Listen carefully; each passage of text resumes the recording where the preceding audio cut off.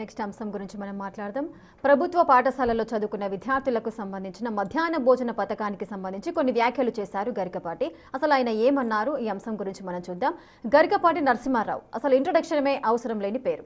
ఆయన ఒక రచయిత, అవధాని, పురాణ ఇతిహాసాల్లోని ఎన్నో విషయాలను ప్రజలకు సులభంగా అర్థమయ్యేలా చెప్పడంలో దిట్ట. అలాంటి గరికపాటి ఇప్పుడు కొన్ని కాంట్రవర్సీ వ్యాఖ్యలు చేశారు. స్కూల్కి వెళ్లే పిల్లలకు మధ్యాహ్న భోజనం అవసరమా అంటున్నారు. చదువుకుంటే చదువుకోమనండి, లేదంటే వెళ్ళిపోమనండి. కోడిగుడ్డు కోసం స్కూల్కి వస్తారా? మాస్టర్లు చదువు చెప్పకుండా గుడ్ల లెక్కలు రాయడానికే సరిపోతోంది. ఇవి ఆయన వేస్తున్న ప్రశ్నలు. ఇప్పుడు ఇది అనేక విమర్శలకు దారితీసింది. భిన్న అభిప్రాయాలు వ్యక్తమవుతున్నాయి. మరి దీనిపై ప్రొఫెసర్ ఎలాంటి వివరణిస్తారో ఇప్పుడు చూద్దాం. సార్ చెప్పండి. అంటే నేను కూడా చూశాను, ఆ వ్యాఖ్య చాలా అభ్యంతరకరమైనటువంటి వ్యాఖ్య, అనుమానమే లేదు. ఎందుకంటే గరికపాటి గారు గొప్ప పండితుడు, సాహితీవేత్త. ఆయన పద్యాలు, తెలుగు భాష, అనర్గళ వగ్ధాటి, సహస్రావధానం ఇవన్నీ కూడా ఒక అద్భుత ప్రక్రియ. దానికి ఎవరికి భిన్నాభిప్రాయం ఉండాల్సిన అవసరం లేదు. గరికపాటికి కాంట్రవర్సీస్ కూడా కొత్త మీకు కాదు. చిరంజీవితో జరిగిన వివాదం కూడా చూశాం. ఈ కాంట్రవర్సీస్ ఎన్నున్నా ఆయన సాహితీ సంపదను, ఆయన విద్వత్తును మనం ఎవరము ప్రశ్నించలేం. ఆయనకున్న భాషా పాండిత్యం కానీ వాటిని గౌరవిస్తూనే ఈ రకమైన వ్యాఖ్యలు చేయడాన్ని అంగీకరించలేం, ఎట్టి పరిస్థితుల్లో అంగీకరించలేం. ఎందుకంటే దీంట్లో ఆ అవగాహన లేకపోవడమే ఒకటే అయితే ఎవరమైనా అర్థం చేసుకోవచ్చు. ఎందుకంటే ఆయన సామాజిక, రాజకీయ, ఆర్థిక నిపుణుడు కాదు. ఆయన ప్రవచనకర్త గనక ఈ అంశాలపైన అవగాహన తక్కువగా ఉండవచ్చు, పొరపాటున అర్థం చేసుకొని ఉండవచ్చు అని మనం అంగీకరించవచ్చు. కానీ అది కేవలం అవగాహన రాహిత్యంతో మాట్లాడినట్లేదు, అక్కస్తో మాట్లాడినట్టుంది ఆ భాషా ప్రయోగం.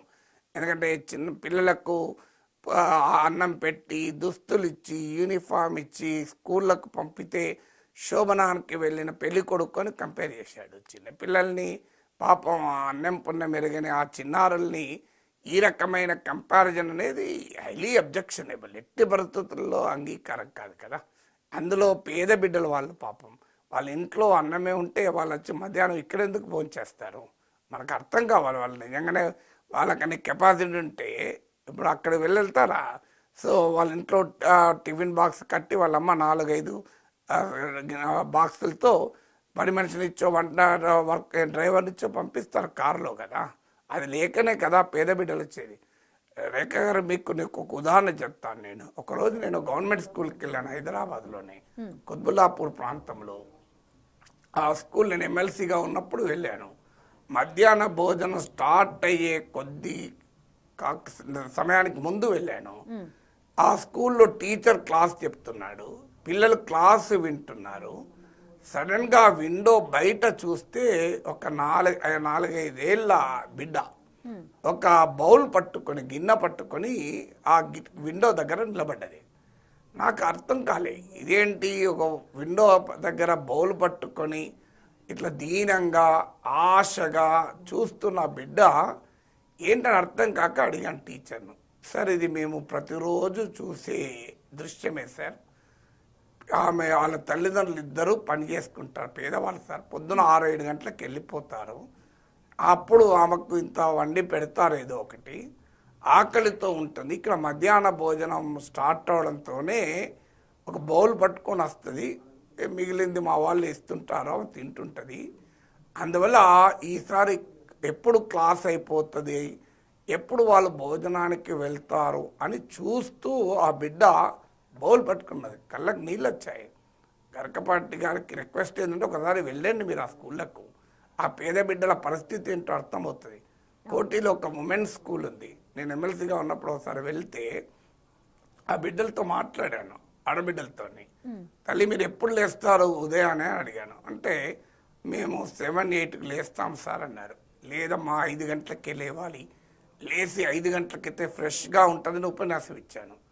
పాప ఆ బిడ్డ కాస్తారంటుంది. ఏం తల్లి, ఒక్కసారి లేస్తే అలవాటు అవుతుంది, ఇబ్బంది ఏముండదు అని మళ్ళీ నేను లెక్చర్ ఇచ్చాను. అప్పుడు ఆమె చెప్పింది, లేదు సార్, మా అమ్మ 14 ఇళ్లలో పని చేసుకుంటారు సార్. అక్కడ వాళ్ళు మిగిలిన అన్నము కూరలు ఇస్తే తెస్తారు సార్. అది రాత్రి అయితే పాసిపోతుందని మేము 6 గంటల లోపే తింటాం సార్. పొద్దున్నే లేస్తే ఆకలి అవుతుంది సార్, అందుకే లేటుగా లేస్తాను సార్. అది ఇవ్వండి పేద బిడ్డలు. గరికపాటి గారు, ఇది మీకు భావ్యం, ఒకసారి ఆలోచించండి. మీరు వెళ్ళండి ఆ ప్రభుత్వ పాఠశాలలకు, ఇలాంటి దీన గాథలు అనేకం కనబడతాయి. బ్రోకెన్ ఫ్యామిలీసు, అసలు అత్యంత భయంకరమైన సామాజిక ఆర్థిక స్థితిగతులతో ఉన్న బిడ్డలు చదువుతారు. ఇలా ప్రభుత్వ స్కూళ్ళకు మేము వందలాది స్కూళ్ళకి వెళ్ళాము. వందలాది స్కూల్, వేలాది మంది బిడ్డలతో మాట్లాడిన అనుభవంతో చెప్తున్నాను. చాలా అన్యాయం ఇది పేద బిడ్డల పట్ల అంత అక్కస్తో. మీకు ఇంకా రీసెర్చ్ స్టడీస్ కూడా చెప్తాను. ఎన్టీ రామారావు 2 రూపాయల కిలో బియ్యం వచ్చినప్పుడు ఇలాగే అవహేళన చేశారు. కానీ అప్పుడు కేఆర్ వేణుగోపాల్ అని, తర్వాత ప్రధానమంత్రి కార్యాలయంలో పనిచేసినటువంటి one of the finest and honest IAS officers మన దగ్గర, ఆయన దానిపైన రీసెర్చ్ చేశాడు. డెలివరెన్స్ ఫ్రమ్ హంగర్ అని సేజ్ పబ్లికేషన్ బుక్ కూడా వచ్చింది దానిపైన. అంటే role of public distribution system in combating poverty అనేది ఆ రీసెర్చ్ స్టడీ. ఇది 40 ఏళ్ల కింద స్టడీ. ఏం చెప్పిందంటే 2 రూపాయల కిలో బియ్యం అమలయ్యాక ప్రజల పౌష్టికాహార స్థాయి పెరిగింది అని చెప్పింది. అంటే దిస్ ఈజ్ అ రీసెర్చ్. మీరు డెలివరెన్స్ సేజ్ పబ్లికేషన్ బుక్ ఇది. తర్వాత మిడ్ డే మీల్ స్కీమ్ పైన రీసెర్చ్ ఏం చెప్తోంది అంటే కేవలం అటెండెన్స్ పెరగడమే కాదు, పిల్లల హాజరు పెరిగింది స్కూల్కు, పిల్లల లెర్నింగ్ కెపాసిటీ పెరిగింది. ఒక్కసారి గరకపాటి గారు చూడండి, లెర్నింగ్ ఎబిలిటీస్ ఏంటి పైన మీకు డిస్ట్రిక్ట్ ఎడ్యుకేషన్ ఇన్ఫర్మేషన్ సిస్టమ్స్ ఉంటుంది. దాని నుంచి మీకు వచ్చే డేటా ఆధారంగా రెగ్యులర్గా రిపోర్ట్లు వస్తాయి. అమర్త్య సేన్ ఫౌండేషన్, ప్రథమ్ ఫౌండేషన్ వల్ల రిపోర్ట్లు వస్తాయి. లెర్నింగ్ లెవెల్ చాలా తక్కువ మన బిడ్డలకు. అంటే ప్రభుత్వ స్కూల్లో చదివే బిడ్డలు మీరు 5వ తరగతి చదివే బిడ్డ 3వ తరగతికి ఉద్దేశించి లెక్కలు చేయలేరు. 8వ తరగతిలో చదివే బిడ్డ 4వ తరగతి బిడ్డ చదివేలా చదవలేరు. సో గరకపాటి గారు లెక్చరర్గా కూడా పనిచేశారు కనుక, విద్యావంతుడు విద్యావేత్త కూడా కనుక, వెళ్ళి ఒకసారి చూడండి. ఆ లెర్నింగ్ ఎబిలిటీస్ వెనకాల వాళ్ళ ఆర్థిక స్థితి ఉంది. నాకు అర్థం కావాలి. ఎందుకంటే నేను ఉదాహరణ కూడా చెప్పాను, ఇదివరకు కూడా చెప్పాను. నా కూతురు 10వ తరగతి పరీక్ష రాష్ట్రానికి నేను తీసుకెళ్ళాను. రాత్రి 12 గంటలకు తల్లి కాఫీ ఇస్తే తాగి రాత్రి చదువుకొని ఉదయాన్నే ఆ నానమ్మ తాతలు దీవిస్తే, అన్నయ్య దగ్గరికి తీసుకొని విష్ చేస్తే, అమ్మ ప్రేమగా లాలించి పంపితే, నాన్న కారులో తీసుకెళ్ళి గేటు తీయక ముందు కారులో ఏసీ వేసి కూర్చుండు తల్లి నువ్వని గేటు తెరిచాక నేను లోపల పంపించొచ్చాను. కానీ అక్కడే ఇంకో బిడ్డ వచ్చాడు. స్కూల్కు వాళ్ళ తండ్రి రాత్రి తాగచ్చి కొడితే, ఆకలి తల్లి వంట వండకపోతే ఆకలితో మేనమామ వచ్చిన బిస్కెట్ ప్యాకెట్ కొనిస్తే తిని ఆ మేనమామ సైకిల్ మీద ఆ బిడ్డ వచ్చింది. ఆ ఎండలో గేట్ దగ్గర నిలబడింది. నేను ముందు చూసింటే నా కారులో ఎక్కించుకునేవాడిని, కానీ అన్ఫార్చునేట్లీ లాస్ట్కి చూశాను. ఇప్పుడు ఈ 2 బిడ్డలకు పరీక్ష ఒక్కటే గరకపాటి గారు, కానీ ఫలితం ఒక్కటే ఉంటుందా? ఇప్పుడు నా బిడ్డకు ఎగ్జామ్ పేపర్ ఒకటే ఉంటుంది, ఆ పేద బిడ్డకు ఎగ్జామ్ పేపర్ ఒకటే ఉంటుంది. మరి ఇద్దరికి పరీక్ష ఒకటే అయినప్పుడు ఫలితం ఒకటే ఉంటుందా గరకపాటి గారు? సో ఇవాళ ఆకలితో స్కూల్కి వచ్చిన బిడ్డ మ్యాథమెటిక్స్ అర్థం చేసుకోగలుగుతారా? డిఫరెన్షియల్ క్యాలిక్యులస్, ఇంటగ్రల్ క్యాలిక్యులస్ ఒకవైపు కడుపు మాడుతుంటే ఆర్గానిక్ కెమిస్ట్రీ అర్థం చేసుకోగలుగుతారా? ప్రభుత్వ స్కూళ్ళలో చదివే బిడ్డలు మీరు వెళ్ళండి, అత్యంత సామాజికంగా అణగారిన వర్గాల బిడ్డలు, ఆర్థికంగా శిథిలమైన జీవితాల్లో ఉన్న బిడ్డలు, వాళ్ళు శోభనానికి వెళ్ళే పెళ్ళికొడుకులు కారు సార్. మీరు ఆలోచించండి ఒకసారి. వాళ్ళ అమ్మా నాన్న చిన్న చిన్న పనులు చేసుకుంటారు. ఆ చిన్న చిన్న కూలీ పని చేసుకొని, నాలి పని చేసుకొని, అమాలి పని చేసుకొని, స్వీపర్గా పనిచేసి 4 ఇళ్లలో అంట్లు తోమి బతుకుతారు వాళ్ళు.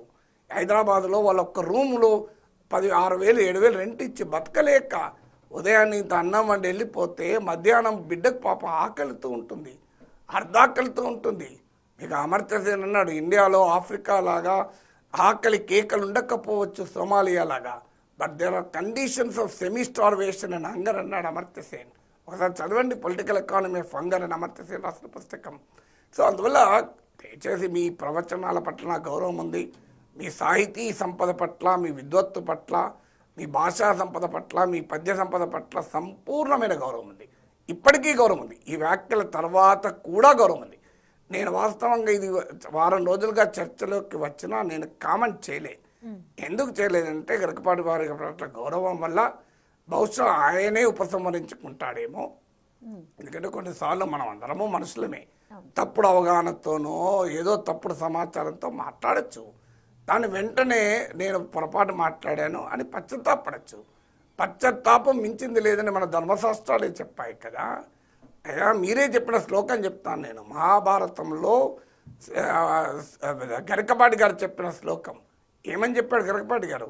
మీకు వేదవ్యాసుని వినాయకుడు అడుగుతాడు, ఇదేమి చిన్న కథ అన్నదమ్ముల పిల్లల మధ్య, దీన్ని ఇంతగా సాగదీయాలా అని అడిగితే బ్రీఫ్గా చెప్పలేరా సంక్షిప్తంగా అని వేదవ్యాసుని వినాయకుడు అడిగితే వేదవ్యాసుడు ఏమంటాడు తెలుసా? వినాయక 1700 శ్లోకాలు కలిగిన మహాభారతమే కాదు, వేదాలు, వేదాంగాలు, ఉపనిషత్తులు, ధర్మశాస్త్రాలు, మహాభారతాలు అన్నిటి సారం 1/2 శ్లోకంలో చెప్తా రాసుకో అన్నాడు. అని ఏమన్నాడు? పరోపకారాయ పుణ్యాయ పాపాయ పరపీడన అన్నాడు. అంటే పరోపకారాన్ని మించిన పుణ్యము లేదు అన్నాడు. నేను ఈ మధ్య వేటపాలెం అనే గ్రామానికి వెళ్ళాను. అక్కడ ఒక కుటుంబం ఉంది, 100 ఏళ్ళుగా మధ్యాహ్న భోజనం కాలేజీకు స్కూల్కి పోయే బిడ్డలకు వాళ్ళ సొంత ఖర్చులతో పెడుతుంటారు. అంటే మన తెలుగు రాష్ట్రాల్లో ఉమ్మడి ఆంధ్రప్రదేశ్లో మధ్యాహ్న భోజనం అమలు కాకముందు తమిళనాడులో ముందు అమలైంది. అక్కడ కూడా అమలు కాకముందు ఆ వేటపాలెం కుటుంబం ఇప్పటికీ పెడుతున్నారు, ఈవెన్ టుడే. ఇది భారతీయ సంస్కృతి. అన్నదానాన్ని మించినటువంటి దానం లేదని మీరే అనేకసార్లు చెప్పారు. అన్నదానాన్ని మించిన దానం లేదని ధర్మశాస్త్రాలు ఘోషిస్తుంటే ప్రభుత్వం అన్నం పెట్టడం తప్పని ఎలా అనగలరండి? అది కూడా పేద బిడ్డలకు. మీకు గరికపాటి గారు తెలియదు అనుకుంటాను. మేము గూగుల్ మీకు పెద్ద పెద్ద బిగ్ టెక్ కంపెనీలో ఫ్రీ ఫుడ్ ఉంటుంది. బిగ్ టెక్ కంపెనీలు మీరు ఎన్ని టాప్ మల్టీనేషనల్ కంపెనీకి వెళ్ళండి, పంచభక్ష పరమాణాలు కూడా పెట్టే కంపెనీలు ఉన్నాయి. నేను గూగుల్కి వెళ్ళాను. మా సన్ వర్క్స్ ఇన్ గూగుల్. కాలిఫోర్నియాలో గూగుల్ ఆఫీస్కి వెళితే అక్కడ తిన్న భోజనం నేను ఎక్కడ తినలేదు. ఇండియన్ రెస్టారెంట్ ఉంది. మేము ఇండియన్ రెస్టారెంట్ ఉంది, ఇటాలియన్ రెస్టారెంట్ ఉంది, థాయ్ రెస్టారెంట్ ఉంది, అమెరికన్ రెస్టారెంట్ ఉంది, జపనీస్ రెస్టారెంట్ ఉంది గూగుల్ ఆఫీస్లో. సో ఇండియన్ రెస్టారెంట్లో భోంచేసి వచ్చాం మేము. సో ఇండియన్ రెస్టారెంట్ అది ఫ్రీగా, నథింగ్ టు పే.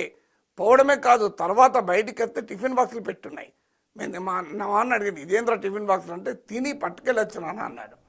అంటే వాళ్ళు తిని ఎంప్లాయీస్ బాక్స్ కూడా పట్టుకొని పోవచ్చు. మరి వాళ్ళందరినీ కూడా శోభనాన్ని తయారు చేసి పంపిస్తున్నట్లా? అసలు నిజంగా చాలా కన్నీళ్లతో చెప్తున్నాను, ఆవేదనతో చెప్తున్నాను. ఎందుకంటే మన పాండిత్యము సమాజ స్పృహకు ఉపయోగపడాలి. మన తెలివితేటలు, మన విద్య సమాజ చైతన్యానికి ఉపయోగపడాలని కోరుకునేవాడిని.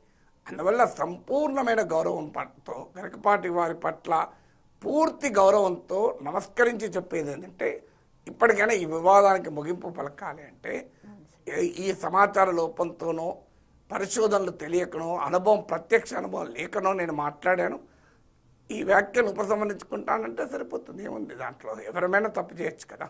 ఇప్పుడు నేనైనా అన్ని మాట్లాడిన ప్రతి మాట కరెక్ట్గా మాట్లాడాలని ఏమీ అనలేను. అయితే ఈ అవకాశాన్ని ఉపయోగించుకొని గరికపాటి పట్ల వ్యక్తిగతంగా అవమానకరంగా ఎవరు మాట్లాడడం కరెక్ట్ కాదు. సో ఆయన సాహితీ సంపద, ఆయన భాషా సంపద, అనర్గల వాగ్దాటి, ఆయన ఆశుగా చెప్పే కవిత్వము, తెలుగు భాష పట్ల ఆయనకున్న ప్రేమ, దాన్ని మనం గౌరవించాల్సిందే కదా. దేనికి అదే చూడాలి తప్ప రెండింటి మిక్స్ చేసి ఇక వ్యక్తిత్వ హననానికి మాత్రం పాల్పడకూడదు. తప్పు చేసిన వాళ్ళని తప్పనొచ్చు, వ్యక్తిని కాదు మనం ద్వేషించాల్సింది, ఆ వ్యక్తి చేసిన పొరపాటును ద్వేషించాలి.